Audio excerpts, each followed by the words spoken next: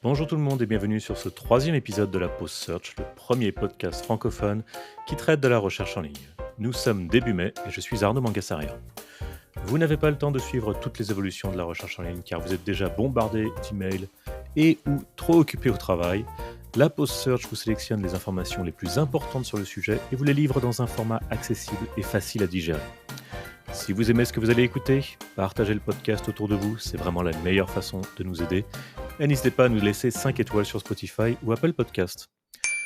Aujourd'hui, on va parler de Meta, Perplexity, on va beaucoup parler de Google aussi, et on aura l'occasion de discuter des métiers du search marketing au sein de l'industrie du jeu vidéo. Avant de démarrer, vous noterez que je suis seul aujourd'hui sur le podcast. Alice va devoir s'absenter durant quelques épisodes afin de se concentrer sur d'autres projets de vie. Mais c'est promis, elle reviendra. En attendant, j'espère que vous pourrez tolérer de m'écouter davantage que d'habitude. C'est parti. On va donc démarrer avec les actualités et on va démarrer avec Google. Alors, Google a récemment ajouté la possibilité de chercher des bornes de recharge de batterie dans Google Maps. Donc, l'outil se permet également de suggérer un itinéraire spécifique si vous comptez faire un long trajet avec votre véhicule électrique afin d'être sûr que vous ne tomberez pas en panne de batterie. En Californie, la bataille continue entre les entreprises de la tech, notamment avec Google et Meta, et les journaux en ligne, dans le sens où les publications souhaitent que les géants de la tech payent une taxe pour afficher les nouvelles dans leurs résultats. Les politiciens de la Californie voudraient passer une loi qui forcerait les géants de la tech à rémunérer les éditeurs de presse à chaque fois qu'un article ou lien apparaît dans le résultat de recherche ou flux d'un réseau social. En réponse sur le court terme, Google a tout simplement bloqué l'affichage de journaux californiens dans les résultats pour faire un test. Donc c'est un blocage temporaire. Évidemment, ça n'a pas vraiment plu à qui que ce soit. Google a subi énormément de critiques pour avoir fait ça. Et du coup, les éditeurs de presse cherchent une forme de compensation de la part des plateformes qui distribuent leur contenu. D'ailleurs, au Canada et en Australie, cette forme de compensation a été trouvée dans le passé. Donc, ils espèrent évidemment que cette compensation sera euh, également trouvable, on va dire, aux États-Unis. Donc, c'est pas un combat nouveau, ça, c'est quelque chose qui a déjà été noté dans le passé. C'est juste que là, ça a été un peu plus intense que d'habitude, et puis surtout avec Google qui s'est amusé à bloquer l'affichage des journaux californiens dans les résultats de recherche, c'est quand même assez violent. Donc d'un côté, on a les journalistes qui veulent des lois pour être supportés et continuer à produire du contenu. Et de l'autre, on a les géants de la tech qui annoncent que ce genre de loi, si elle passe bien sûr, va couper la liberté sur Internet. C'est pas quelque chose d'évident. Après, c'est sûr que passer des lois comme ça pour restreindre euh, les géants de la tech, on va dire, même un moteur de recherche, à publier du contenu seulement s'il y a une paye de taxe, ce n'est peut-être pas la meilleure façon de faire. Maintenant, c'est sûr que le monde journalistique est un monde, on va dire, qui souffre pas mal. Et c'est sûr que n'importe quelle opportunité pour avoir une compensation est la bienvenue. Donc, à voir ce que ça va donner. C'est une bataille en cours. Et évidemment, je vous en dirai plus la prochaine fois si ce combat avance. Google toujours, avec les images. Donc Google met à jour sa documentation sur l'indexation des images en annonçant explicitement qu'une image doit être accessible via l'attribut SRC pour être correctement indexée. Les attributs Picture et SRC7 ne sont pas conseillés. Rien de vraiment nouveau. Maintenant, l'attribut SRC7 permet de choisir l'image à montrer selon l'appareil utilisé, mais Google recommande toujours d'avoir l'image accessible, on va dire par défaut, via un attribut SRC, qu'on va dire URL de secours. Rien de nouveau, mais c'est toujours bien d'avoir une documentation officielle clarifiée.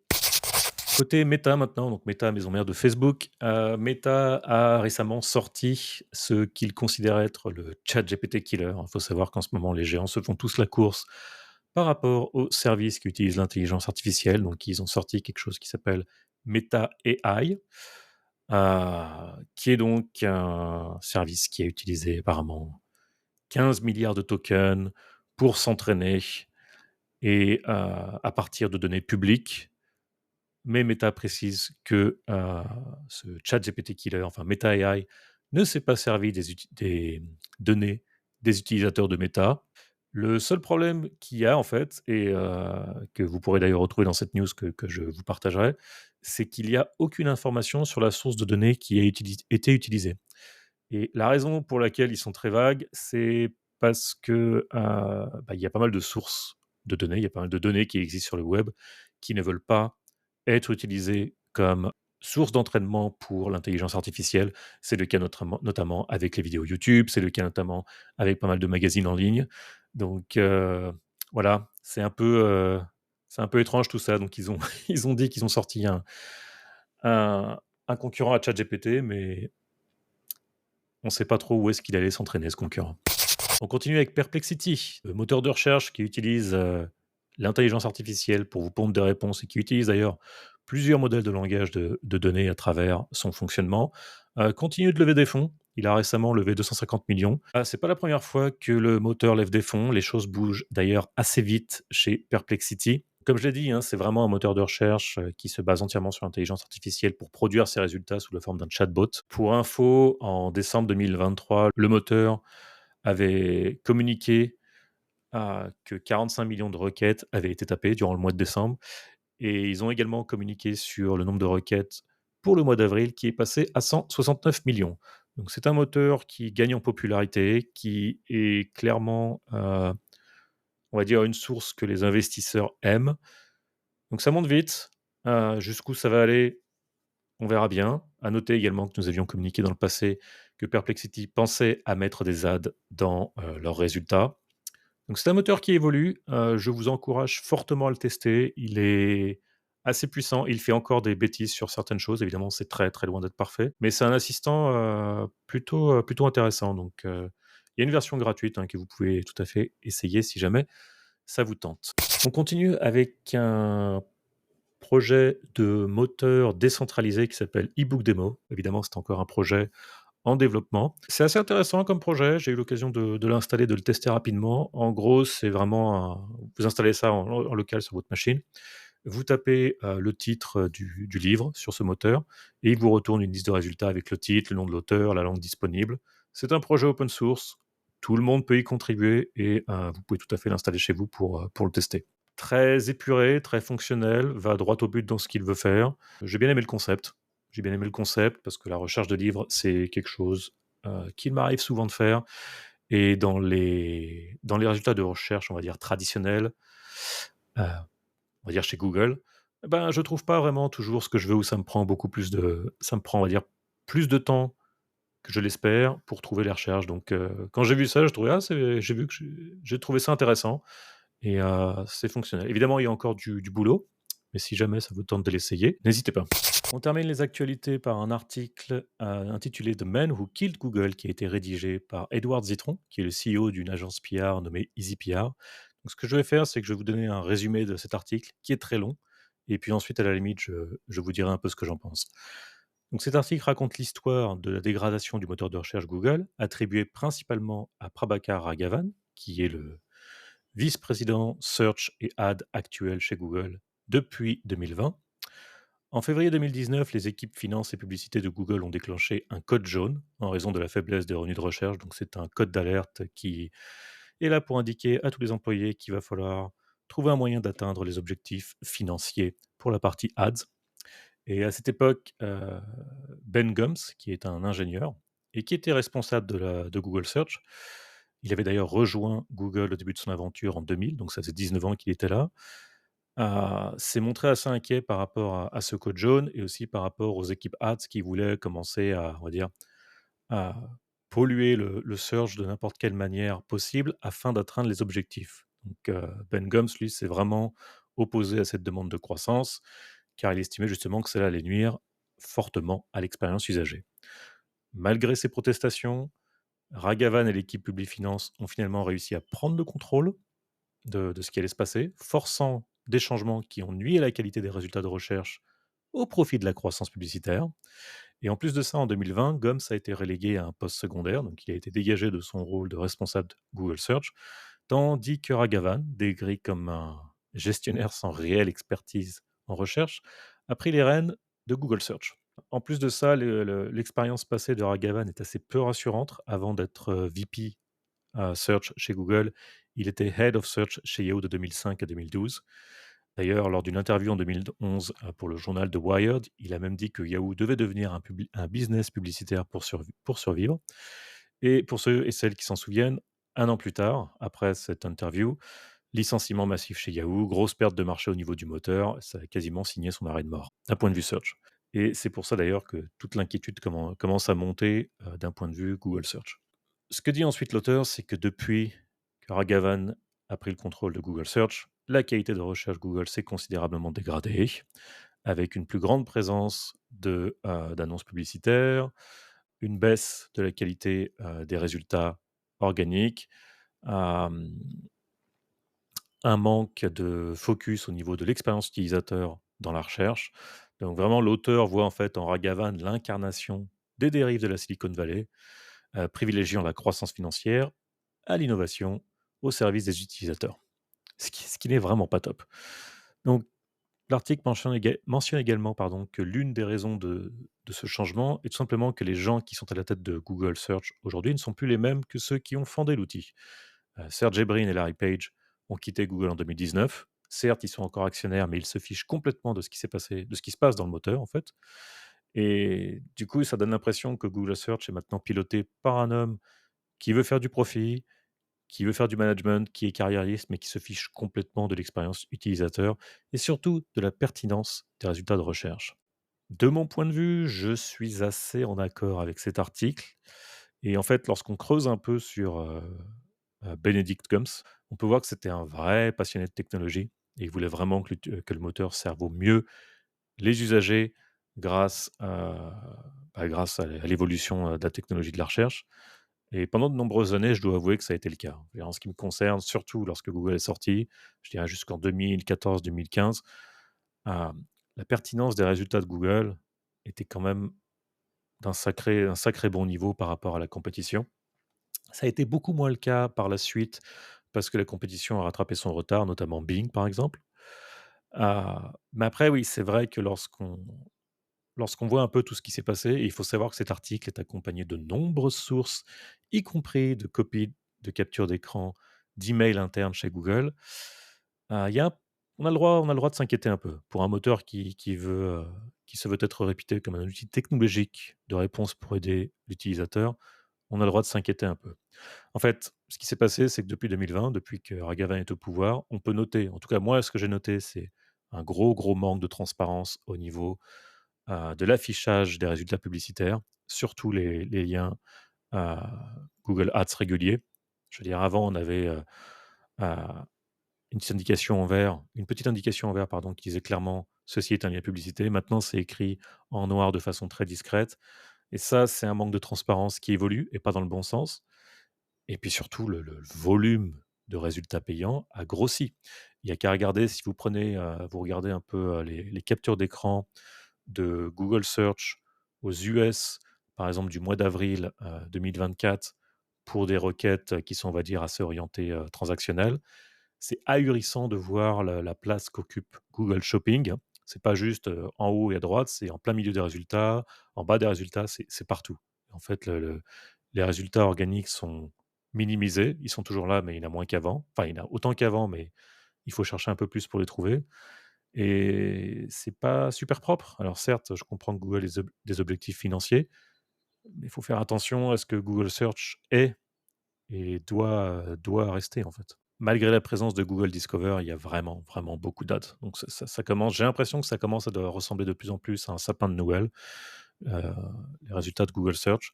Certes, là, ils font des tests avec SJ, etc. Mais malgré ça, la place qu'occupent les emplacements payants, surtout Google Shopping, comme je viens de le dire, est assez ahurissante. Donc, qu'est-ce qu'on peut faire, nous, en tant qu'utilisateurs, ou même qu'en tant que professionnels des métiers du search marketing? C'est commencer un peu à s'intéresser aux alternatives. Google domine encore le marché de la recherche, pardon, mais je pense que c'est bien de s'intéresser un peu à ce qui se passe autour. Donc, personnellement, je m'amuse de plus en plus à tester Perplexity, même si c'est encore loin d'être parfait. En attendant, j'espère sincèrement qu'au bout d'un moment, ils vont se calmer au niveau de l'affichage des ads chez Google, parce que là, on atteint un niveau de qualité qui commence à être un peu inquiétant. si Google devient ce que Yahoo était devenu entre 2005 et 2012, ça risque d'être vraiment problématique. On continue avec l'entrevue du jour. Donc, entrevue, c'est le moment du podcast où l'on reçoit un ou une invitée qui va venir nous partager son expérience dans le domaine du search. J'accueille donc aujourd'hui Julien sur ce 3e épisode de la Pod Search. Bonjour Julien, Bonjour, comment ça va? ça va bien, là c'est le matin ici à Vancouver, tout se passe bien. Ok, super. Du coup, Julien travaille dans l'industrie du jeu vidéo et on est ravi de t'avoir en fait, histoire que tu nous parles un peu plus de ton expérience justement comment le domaine du search fonctionne avec l'industrie du jeu vidéo. Avant peut-être qu'on rentre dans les détails, est-ce que tu pourrais te présenter en quelques mots justement? OK, donc j'ai 46 ans, je fais du SEO depuis 20 ans maintenant. J'ai commencé en 2004. J'ai fait la moitié de ma carrière en agence, première position et NetBooster surtout et ensuite, je suis passé chez l'annonceur, d'abord chez Clearly Contacts qui était le numéro 1 de l'optique en ligne avec un site très e-commerce, 100% pure player. Et maintenant, je suis chez Electronic Arts et je suis le SEO de la compagnie. On était 4. Maintenant, je suis tout seul. Et mon rôle, grosso modo, chez EA, c'est je m'occupe de tous les jeux déjà, donc tout le référencement qui a un rapport avec les jeux. Et je travaille aussi beaucoup sur les futures versions du site qui sont pas encore sorties, mais qui vont le faire. Alors, d'un point de vue search, justement, qu'est-ce qui diffère selon toi l'industrie du jeu vidéo versus les autres? Parce que c'est vraiment, comme tu l'as dit, tu travailles chez Electronic Arts, qui est quand même un gros acteur dans le domaine, et le jeu vidéo, c'est différent d'un site éditorial journalistique ou d'un site e-commerce. Donc, qu'est-ce qui diffère le plus selon toi dans cette industrie versus les autres, d'un point de vue métier du search? D'un point de vue search, l'industrie du jeu vidéo, en fait, elle est très différente du reste dans la mesure où Electronic Arts, nous, on est un publisher. C'est-à-dire qu'on ne vend pas ou peu. La seule partie vente qu'on a sur le site en ce moment, c'est les jeux PC via EA App parce qu'on a un lanceur. Mais pour tout ce qui est euh, PlayStation, Xbox et les autres consoles, Switch, etc., on ne vend pas. Ce qui fait qu'en fait, nos concurrents, c'est-à-dire à la fois PlayStation, Xbox, mais aussi Walmart, GameStop, tous les magasins, sont à la fois nos concurrents, parce qu'on a envie d'être là et il faut qu'on protège notre marque, le nom du jeu, mais c'est aussi nos partenaires. C'est eux qui vont vendre le jeu. Donc il faut qu'on soit assez... c'est une stratégie qui est relativement défensive sur certains aspects sémantiques qui sont liés au jeu, donc le nom du jeu, les features du jeu, le gameplay, les différents modes et certaines choses, parce qu'on a envie de contrôler le discours, contrôler la conversation, être là dans les conversations par rapport au jeu. Surtout qu'un jeu, ça peut aller très vite. Hein. Toi qui es joueur, tu peux, t'as déjà vu. Et nous, moi chez EA, j'ai déjà eu 2-3 expériences avec Mass Effect Andromeda, Battlefront 2 ou Anthem par exemple, pour lesquels même en étant partie de la conversation, on s'est fait passer à la moulinette. Mais à la fois, c'est aussi les gens qui vont vendre le jeu. Donc il y a certains autres aspects du jeu comme achat ou comme prix ou sur lesquels j'ai pas le droit de travailler en fait.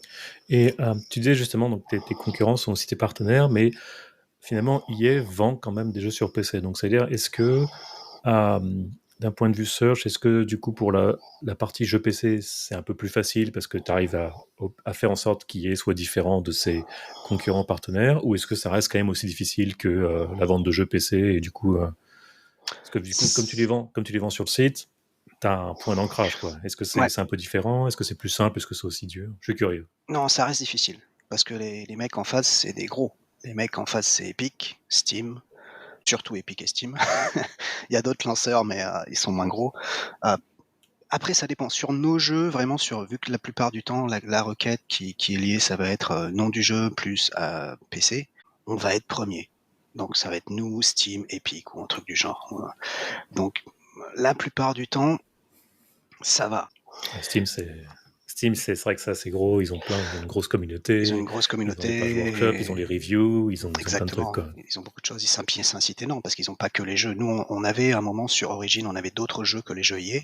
Maintenant, sur EA App, on a, je crois, que des jeux EA, je suis pas de 100% sûr. Et donc, voilà, ils ont aussi un catalogue de jeux qui est énorme. Et le but du jeu, quelque part, pour nous aussi, c'est, sans dire, c'est d'empêcher les gens d'aller sur Steam, parce que de toute façon, un joueur qui a un lanceur Steam, bon, il aura probablement aussi un lanceur EA App, mais voilà, j'ai déjà eu pas mal de gens qui préfèrent avoir un lanceur Steam qu'un lanceur EA App, mais notre but, c'est aussi d'empêcher les gens d'aller sur Steam quelque part, parce que quand ils vont aller sur Steam en mettant, je sais pas moi, un mot-clé un peu plus générique que le nom du jeu, ou même en mettant en thème Steam, Steam va leur proposer d'autres jeux. Alors que nous, on va pas leur proposer d'autres jeux. On va dire, voilà, c'est en thème, tu peux avoir le deal, et clique ici, et merci, au revoir. Donc c'est une approche différente. Un autre aussi pan, tout aspect de la concurrence par rapport à EA, c'est la presse. Tous les sites de presse de jeux vidéo, et c'est eux, je pense, qui sont les plus violents au niveau compétition, parce qu'ils sont vraiment optimisés. Voilà, ils sont là pour prendre des positions, pour venir sur le nom du jeu, pour venir sur certains aspects. Même s'ils sont pas forcément aussi gros qu'un Steam ou qu'un machin, ou qu'un Epic, la presse en ligne, pour certains jeux, ça peut devenir compliqué. Et du coup, que ça soit presse anglophone ou francophone, c'est aussi dur des deux côtés? Ou est-ce que tu vois qu'il y a des petites opportunités plus simples selon la langue? En fait, techniquement, je travaille qu'en anglais. On n'optimise plus forcément les textes. Maintenant, je travaille en anglais, je fais en sorte que le template de la page ou que le texte en anglais soit correct, parce que c'est quand même le langage anglais qui va nous apporter le plus de trafic. Et ensuite, les textes sont traduits. Alors, du coup, tu as déjà commencé un peu à en parler, mais alors quel est le plus gros challenge d'un point de vue search aujourd'hui pour quelqu'un qui bosse dans le milieu du jeu vidéo comme toi? Donc, il y a, je dirais, les deux plus gros challenges. Le premier, c'est les contenus. Mais c'est la même raison, hein, sous les deux challenges. On a un site de jeux vidéo. Donc, les contenus, on doit avoir quelque chose d'un peu sexy, d'un peu fun. On peut pas arriver avec un contenu type Wikipédia. On peut pas créer un pavé. On va en créer certains parce qu'il y a certains aspects du jeu comme Ultimate Team où il faut vraiment expliquer toutes les choses. Il faut faire des FAQ. Voilà. Mais sinon, la homepage par exemple d'un Madden ou d'un FIFA, d'un FC, pardon, il va y avoir le logo du jeu, pas de texte ou très peu, et il va falloir que je fasse avec, parce que c'est comme ça. Faut que ce soit visuellement intéressant pour le joueur. Faut qu'il y ait des animations, faut qu'il y ait des vidéos, faut des trucs comme ça. Donc du coup, on se retrouve avec des pages assez pauvres en texte et qui sont hyper lourdes en termes de poids et de temps de chargement. C'est des pages qui vont mettre beaucoup de temps. Ça, c'est la première chose. Et la deuxième chose, c'est le challenge technique pour les mêmes raisons. On a un site de jeux vidéo, donc il nous faut un site qui soit fun et funky. On est en train de se diriger maintenant dans une truc un peu plus standardisé, etc. Mais on va, pour le site de Battlefront 2 par exemple, donc c'est un peu ancien. C'est un site 100% custom avec des fonctionnalités. J'invite les gens à aller voir, hein, d'ailleurs, Battlefront 2, et sur les articles, quand tu passes au-dessus d'un nom de vaisseau, tu vas avoir une animation qui va sauter en 3D, du texte qui va te montrer le vaisseau qui va tourner comme ça. Enfin voilà, c'est des trucs super cool. Visuellement c'est génial, mais en termes de SEO, c'est monstrueux parce que ça fait des pages à 2, 3, 4, 5 mégas des fois. Ouais.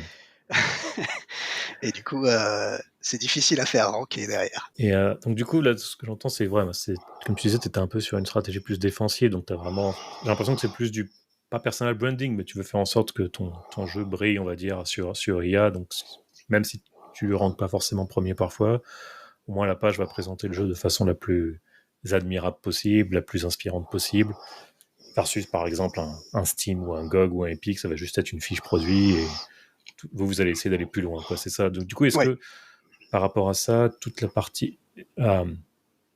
est-ce que, on va dire, la partie brand search est importante dans le sens que les jeux associent pas mal de brand, ou est-ce que c'est juste le nom du jeu?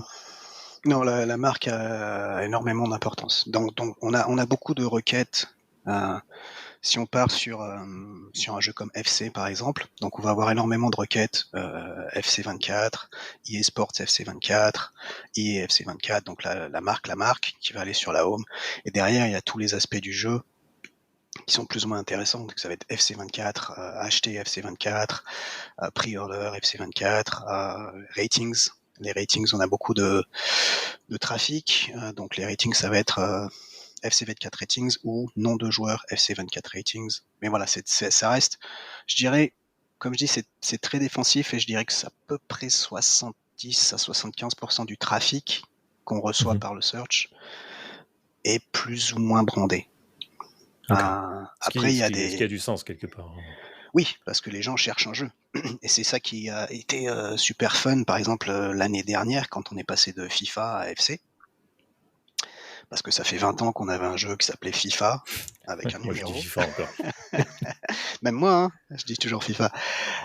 Et on est passé à FC et ça a été un gros challenge. Ça a été ouais, vraiment un gros challenge. Et puis on a encore quelques finesses, comme par exemple en 2014, on a fait un jeu qui s'appelle Madden 25 parce que c'était la 25e année. Et le problème, c'est que l'année prochaine, on est en 2025 et il va y avoir Madden 25. Et il y en a plein des comme ça, hein. Donc des fois c'est assez funky, des fois quand tu te retrouves sur des trucs. Battlefront 2 aussi, on avait eu ça. Battlefront 2, c'était un autre jeu fait par un autre éditeur à l'époque. Il a fallu aller chercher des positions sur des mots-clés sur lesquels il y avait déjà quelqu'un, Ouais. sur la même marque. Ça, c'était fun. Alors, on va revenir un peu à ces différents aspects-là. Un autre point peut-être que tu vas sûrement évoquer, mais au niveau challenge, parce que bon, comme tu le sais, bon, je lis aussi pas mal de news sur les jeux vidéo et souvent il y a des fuites. Il y a des jeux qui sont annoncés, pas chez l'éditeur, mais chez des sites de presse tierce partie. Et j'imagine que ça doit se produire de temps en temps chez EA. Donc, est-ce que déjà, un, ça se produit souvent chez EA? Et de deux, comment est-ce que ça se passe de ton côté pour ça? Ça se produit tout le temps. Euh, Ça dépend D'où des viennent jeux ces après. fuites? Il y a des jeux qui sont plus, qui ont plus tendance à fuiter que d'autres. Apex Legends, il n'y a pas eu un seul nouveau caractère qui est sorti sur les 4 dernières années qui n'a pas été fuité avant. Autant le jeu en lui-même, quand on l'a sorti, il était vraiment... et là, il y avait une petite fuite 3 jours avant, mais rien de bien méchant. Ce qui fait que du coup, on a eu un gros release. Mais les caractères, voilà, les nouvelles saisons, à chaque fois, les mecs, ça fuite. Il y a une nouvelle map, ça fuite. Il y a tout le temps. Après, il y a eu, je me rappelle, 2-3 grosses fuites pour Battlefront 2, où le trailer avait fuité 3 jours avant. Et ça a été un gros challenge parce qu'en fait, on travaille avec Disney parce que c'est Star Wars. Et on est arrivé, on a fait ouais, le trailer est sorti, il faut qu'on sorte le site. Et Disney a fait non, la date de sortie du site c'est dans 3 jours. Donc 3 jours. Pendant 3 jours, il y a eu tout un tas de sites de presse, etc., qui se sont rankés sur le nom du jeu. Aïe, aïe, aïe. Et moi, je suis arrivé 3 jours après.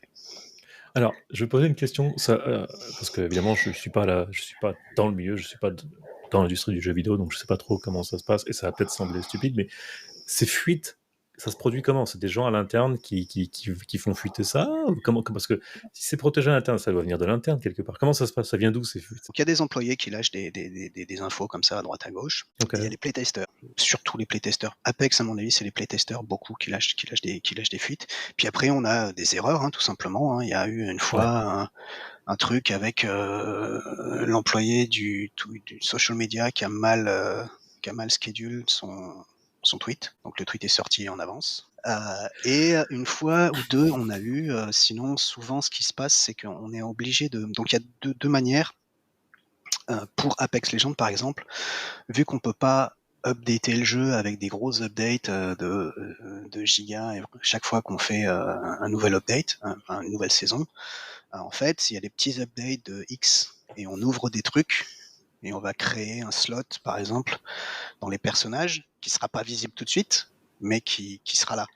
Et en fait, il y a des gens qui vont dans le code du jeu, sur PC surtout, qui vont aller chercher ces nouveaux updates et regarder ces trucs. Oui, ça j'ai vu. Ça, Et j'ai vu qui des gens qui c'est explorent du le data code. mining, voilà. Ouais. Donc il y a le data mining et souvent aussi Bah, c'est les partenaires qui fuitent, c'est Xbox, Sony, Steam, OK. et parce qu'eux aussi, ils ont des impératifs par rapport à leur site, donc ils commencent à créer les pages, 1 semaine, 15 jours avant, avec une date de publication. Star Wars, le jeu de simulation, où, on avait gardé le jeu secret, c'était Projet Maverick à l'époque chez nous, heu et Squadrons, voilà. C'était Projet Maverick pour nous et c'était jusqu'à, 1 semaine avant, alors qu'on avait bien gardé le nom du jeu secret et cetera, il y a, PlayStation et Microsoft qui boum, qui publient un truc, Là, c'est fini. in-game sur le truc avec la couverture du jeu et le nom du jeu. OK, donc en Voilà. gros, ce que je vois, c'est que c'est vraiment difficile de maîtriser de bout en bout la chaîne. Mais alors du coup, pour toi, quand tu as des fuites comme ça, comment ça se traduit, on va dire, d'un point de vue SEO recherche? C'est-à-dire qu'au début, il va y avoir donc plein de sites tierces qui vont se positionner sur ces jeux qui n'ont pas été encore annoncés en interne. Et après, quand vous arrivez, est-ce que c'est généralement facile de retrouver ta visibilité ou comment tu fais de ton côté, du coup, pour Ça gérer ce genre dépend de choses? ça dépend qui en général, c'est quand même relativement facile parce que, alors si ça tout dépend des actions qu'on va prendre. Soit on va agir tout de suite, on va publier tout de suite, on aura juste quelques heures de retard et dans ces cas-là, voilà. Soit on laisse faire, tout simplement parce que, voilà, c'est pas bien grave. À la base, là, par exemple, sur Apex, il y a des fuites, tous les 15 jours, on a arrêté. Une fois, on avait fait un truc sympa avec une fuite, c'était on a créé un faux personnage, qui a fuité et derrière on a fait un trailer et tout et les gens ils ont fait: «Ah ouais» et en fait derrière on a acheté un autre personnage. Donc ça avait été cool, on avait utilisé la fuite, Désinformation. ouais, pour faire de la désinformation. À partir du moment où le site il est bien foutu, et qu'on le sort, souvent on rattrape le coup assez rapidement quoi. En quelques heures, quelquefois, pour, Battlefront 2 par exemple, on a publié le site 3 jours après, à 9 heures du matin, j'étais, pas là, à 10 heures du matin, j'étais top 10, à midi, j'étais, 1er. Voilà. Donc OK. ça va assez vite, mais de temps en temps, c'est un peu plus compliqué, ouais. Alors, malgré toutes ces péripéties et ces fuites et ces challenges, ça fait maintenant quelques années que tu travailles chez EA. Qu'est-ce qui t'a, déjà, qu'est-ce qui t'a convaincu à aller travailler chez eux et qu'est-ce qui te motive à rester? Qu'est-ce qui m'a convaincu à aller travailler chez eux? Aaron o enfin mon manager de l'époque. Bah, tu l'as rencontré d'ailleurs, il me semble, une fois? Aaron? Aaron, ouais, ouais, Ouais j'ai déjà et dialogué avec lui. bon là maintenant il travaille plus chez EA, il s'est lancé dans une autre boîte et il fait de la taxonomie surtout. Mais Aaron, c'est, à date, le meilleur SEO avec qui j'ai bossé. Son nom Heu, complet, c'est? Pour les gens qui nous écoutent, s'ils le cherchent, mais Aaron Bradley et donc ouais, c'était quelqu'un qui était très, très fort, qui en plus était super pédagogique. Donc voilà et en plus il est très geek, c'est pour ça qu'il fait de la taxonomie maintenant. Il est très, très fort au niveau, il était très, très fort au niveau sémantique et au niveau sens des mots, sens des les choses avaient un sens, les mots ont un sens et le code a un sens. Voilà, il était très, très comme ça et c'était super intéressant de bosser avec lui. Donc il y a eu un mélange de Aaron qui est venu et qui était vraiment très fort et qui était très, très convaincant aussi, et le fait qu'à l'époque, je partais de chez Clearly, ils étaient en pleine refonte, c'était un cauchemar. Après ce qui me motive à rester, c'est complètement différent. Là, EA, c'est une boîte, c'est l'atmosphère, quoi. Là, on travaille beaucoup à la maison parce que, bah, depuis Covid, on est on est quand même beaucoup à la maison. Je suis majoritairement chez moi, mais le bureau, enfin le campus à Vancouver, donc c'est un campus avec, un terrain de foot. On a 3 ligues de foot à l'intérieur du campus avec, tu donc joues au 10 foot? é non, moi je joue au basket. Ouais. Mais on a quand même 30 équipes et ça monte, enfin voilà, il y a une 30 ligue équipes, ah élite, oui, ça ouais. Ah ouais, bah, c'est c'est l'usine, c'est quoi. c'est à Vancouver qu'on développe FIFA donc enfin FC, donc la Mmh. plupart des gens qui développent FC sont aussi des joueurs et on a des joueurs, certains joueurs, on en a eu un qui était pro, semi-pro dans son pays, enfin on a des joueurs qui tâtent quoi et ce qui me motive à rester, c'est surtout ça. Puis il y a des jeux, voilà, Apex Legends, j'y joue, quasiment pas tous les jours, mais quasiment. Là, il va y avoir, heu, Dragon Age qui a été annoncé et qui va bientôt, on est encore en train de travailler dessus, mais voilà, Dragon Age, je vais jouer. Voilà, je suis aussi client. Il y a certains jeux qui ont été annoncés que j'attends de pied ferme. OK, donc c'est vraiment, ouais, vraiment un côté, avoir un très bon leader, travailler avec la bonne personne qui te motive à y aller, à rester et puis après tu as le monde du jeu vidéo et une culture d'entreprise qui a l'air d'être quand même très, très développée, quoi. OK, alors, si on revient un peu plus à ton quotidien, donc quels sont les enjeux, on va dire, des métiers du search pour une entreprise de jeux vidéo comme EA? Alors évidemment, tu l'as un peu expliqué, il y a beaucoup de contenu, il y a quand même des problèmes techniques, mais dans ton quotidien, est-ce que c'est plus orienté contenu, plus de problématiques techniques? Est-ce que c'est un mix des 2? Est-ce que c'est quelque chose de plus spécifique, comme tu l'as mentionné, par exemple, avec les fuites? Est-ce que tu peux nous en dire un tout petit peu plus? Au jour le jour, c'est quand même il y a plusieurs aspects qui se présentent. Le côté technique, se présente pas si souvent que ça, en fait. Le côté technique, comment expliquer? EA, c'est comme j'ai dit plus tôt, c'est une grosse machine. Donc on a une façon, on a deux systèmes, pour l'instant qui on va se diriger vers le deuxième. Donc on a le NDS et le NDS, il te permet des choses et il te permet pas d'autres trucs. Donc une grosse partie sur laquelle j'ai beaucoup travaillé sur les 7 dernières années, ça a été de former les content managers, qui sont les gars qui mettent les pages en place, pour qu'ils arrêtent d'utiliser des hashtags pour faire des espaces, ou ce genre de choses. Donc maintenant, on a bien nettoyé le fait, voilà, etc. Le côté purement technique, mis à part sur quelques détails, etc., c'est pas tous les jours. Après, quand j'ai quelque chose de technique, comme en ce moment, comme je travaille sur la prochaine plateforme, ouais, là, il y a des gros trucs. Là, il faut que voilà, faut que je revoie. J'ai revu exactement quelle plateforme technologique on allait utiliser. Est-ce qu'elle est SEO friendly? Comment se passe le rendering? Au jour le jour, il y a plus d'analyse de trafic et de côté sémantique, entre guillemets. C'est-à-dire que moi, pour les jeux, alors il y a deux types de jeux. Il y a les jeux one-shot, entre guillemets. Donc ça, ce sera Jedi Fallen Order et Jedi Survivor. C'est des jeux one-shot. C'est un jeu, il dure 2-3 ans, on fait une suite ou on n'en fait pas, mais voilà, il n'y a pas de truc. Et on a les jeux cycliques. Madden, FIFA, NHL, UFC, etc. Avec des jeux qui sont en cycle d'1 an et d'autres jeux qui ont des cycles que plus longs. Donc sur un jeu cyclique comme Madden ou comme FC, moi le but du jeu c'est je pars du site que j'ai et je vais rechercher tous les topics que nos joueurs cherchent et qui pourraient être intéressants pour eux d'avoir sur le site. Pour élargir le champ sémantique du jeu. Et tant que j'ai pas tous les champs sémantiques inclus dans le jeu, ben, je continue. Donc je regarde sur ce que j'ai fait les années précédentes, par exemple sur Madden l'année dernière, j'ai poussé à avoir les playbooks. Donc on a une section playbooks, etc. Et donc il y a eu analyse de trafic, quels sont les mots-clés utilisés, combien de trafic je fais, quels sont les playbooks les plus recherchés, pour quelles équipes, etc. Et donc derrière, j'arrive à monter en place quelque chose qui dit voilà l'année dernière pour Madden sur les playbooks c'était Philadelphie qui était le plus recherché, etc. Donc on arrive à voilà, le but du jeu c'est d'identifier certaines trends Tu peux pour tu peux savoir. dire en 2 mots ce que c'est les playbooks? Plus pour les gens qui soient pas sûrs de Les comprendre. playbooks c'est les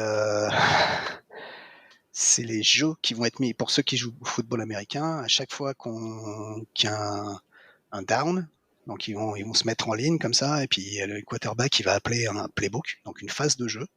Et puis ils vont la mettre en place et ils vont scorer ou pas. Euh, c'est une D'accord. phase de jeu, c'est une stratégie de jeu.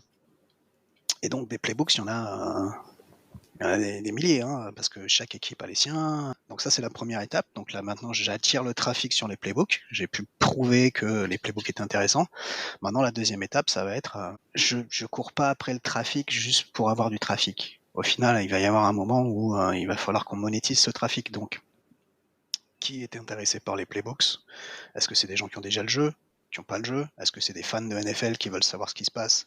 Est-ce que c'est des gens qui jouent à Ultimate Team? Est-ce que je peux les envoyer acheter le jeu? Est-ce que je peux les envoyer, voilà. Donc là, à partir de là, comme j'ai accès à Google, à Google Analytics et en partenariat avec les mecs de l'Analytics, On va récupérer ce trafic, on va segmenter, voir qui c'est, d'où ils viennent, comment, pourquoi, et cetera, et derrière, on va mettre en place soit des meilleures pages pour qu'ils aient une meilleure expérience, soit, on va mettre en place des solutions pour les renvoyer, quelque part, peut-être vers, Madden App ou ce genre de choses.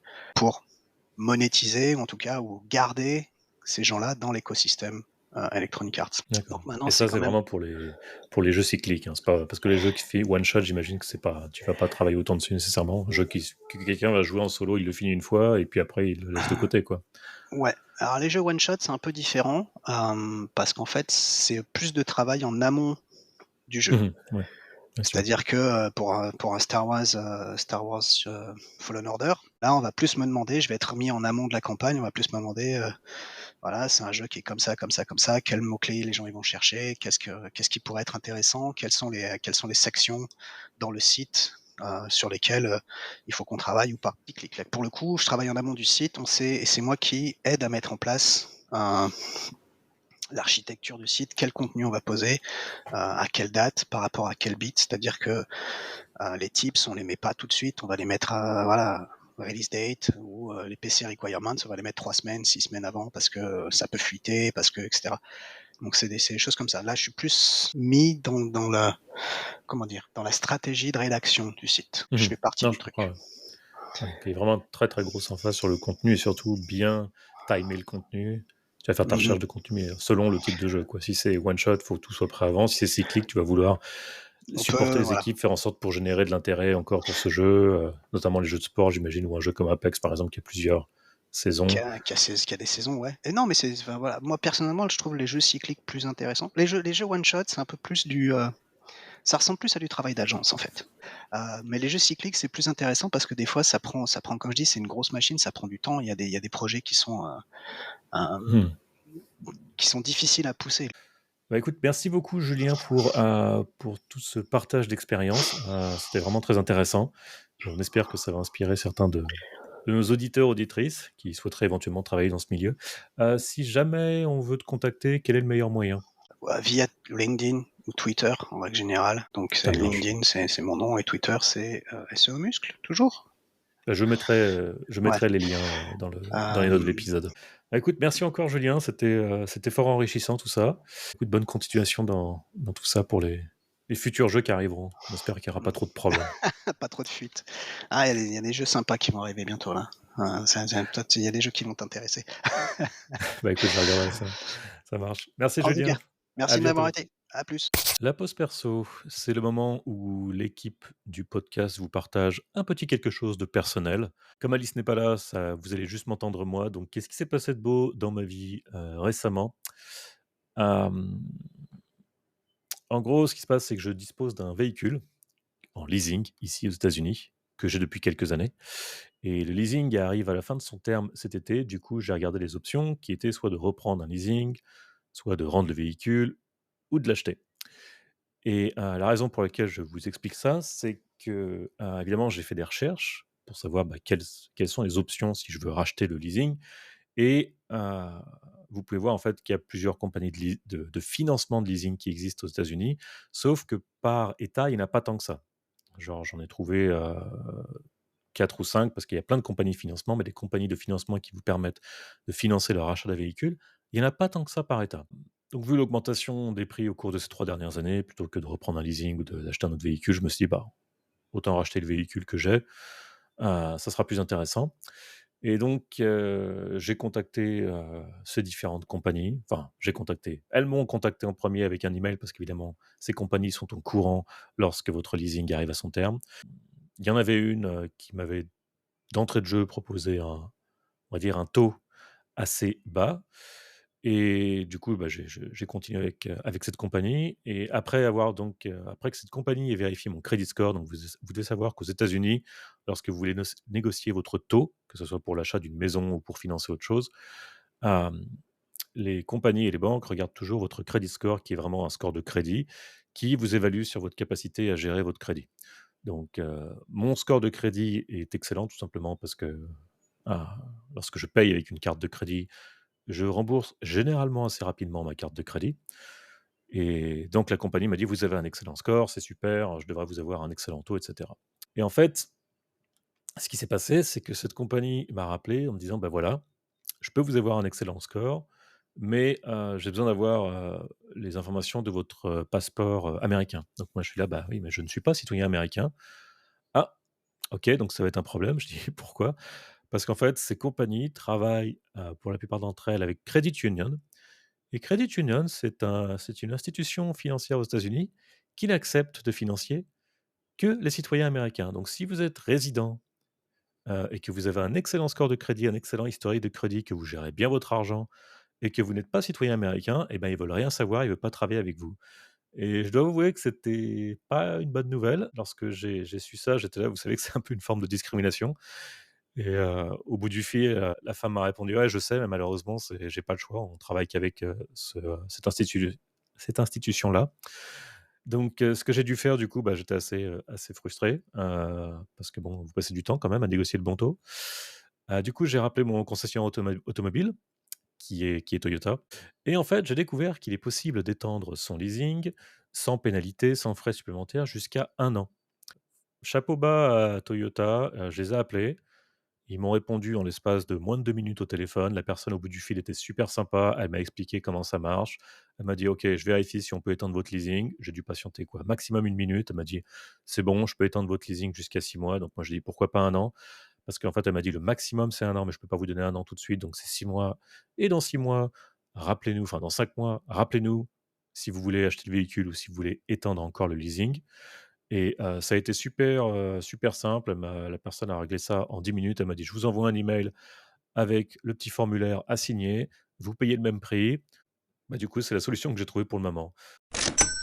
Hier encore, c'est le moment du podcast où l'on revient dans le passé pour se remémorer un fait marquant, de la recherche en ligne. Donc ce qui s'est passé il y a 15 ans environ, donc le 25 avril 2009, quelque chose d'assez intéressant s'était produit. Donc c'est un événement qui s'appelle The Pirate Google, où en gros, The Pirate Bay, qui est on va dire un moteur de recherche de torrent, qui n'est pas vraiment considéré comme légal, dans beaucoup de pays, et ben, ils se sont amusés à utiliser le moteur de recherche Google pour, pointer vers les fichiers torrent qui étaient mis à disposition du public dans l'index Google. Et c'était quelque chose d'assez drôle parce qu'en fait, ils voulaient en fait démontrer que, bah, eux, c'était un moteur de recherche de torrent et qu'au final, bah, Google n'était pas si innocent que ça, vu que Google, pendant un certain temps, s'amusait pas, mais Google, pendant un certain temps, indexait vraiment tout ce qu'il pouvait trouver. Il y avait pas beaucoup de censure et du coup, Google indexait énormément de fichiers torrent dans son index et il était d'ailleurs très facile de les trouver. Voilà, The Pirate Bay s'était amusé à faire ça.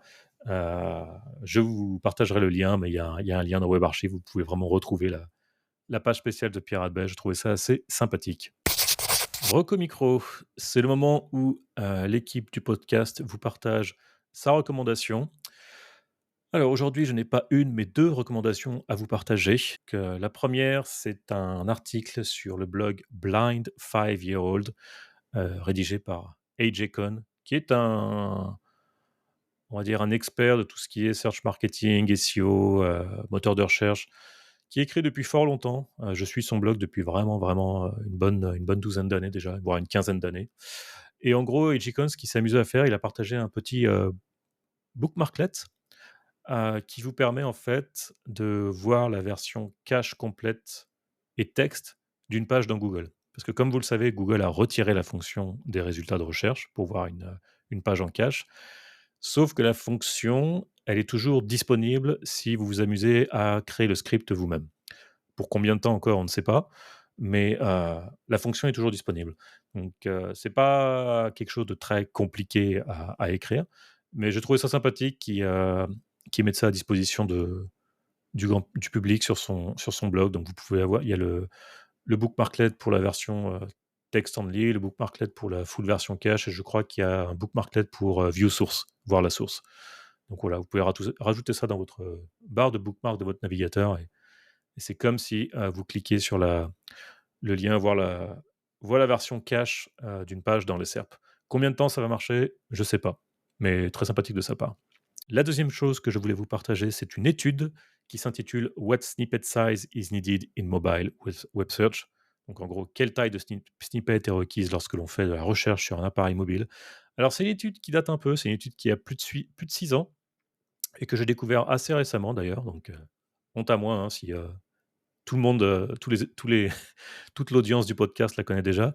Mais j'ai trouvé cette étude bien construite. Elle est technique sans l'être trop. Elle est pas trop longue. C'est bien écrit. Et c'est une étude qui a été réalisée en fait à partir d'un échantillon de 30 ou 40 personnes, je crois.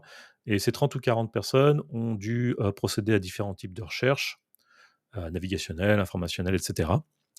Et en gros, on va dire la réponse, si on veut un court résumé de cette étude, c'est qu'elle révèle que les visiteurs préfèrent les snippets qui font une taille de 2 à 3 lignes depuis l'appareil mobile. Alors vous allez me dire, ouais, ok, c'est cool, sauf que la recherche évolue vite. Certes, après, je pense que c'est toujours une bonne base à garder dans un coin. Et surtout, au-delà du fait que l'étude date, et d'ailleurs mériterait peut-être d'avoir une nouvelle version, avec les moteurs de recherche dans leur état actuel, et l'usage de la recherche sur mobile actuellement, j'ai trouvé que c'était assez instructif parce que ça peut être aussi une bonne base de départ si l'on souhaite travailler sur son propre moteur de recherche interne.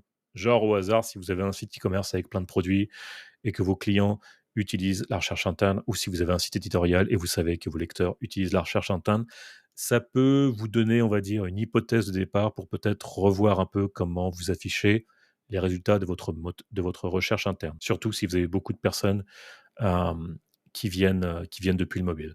Donc voilà, je pense que c'est une bonne petite documentation à garder dans un coin.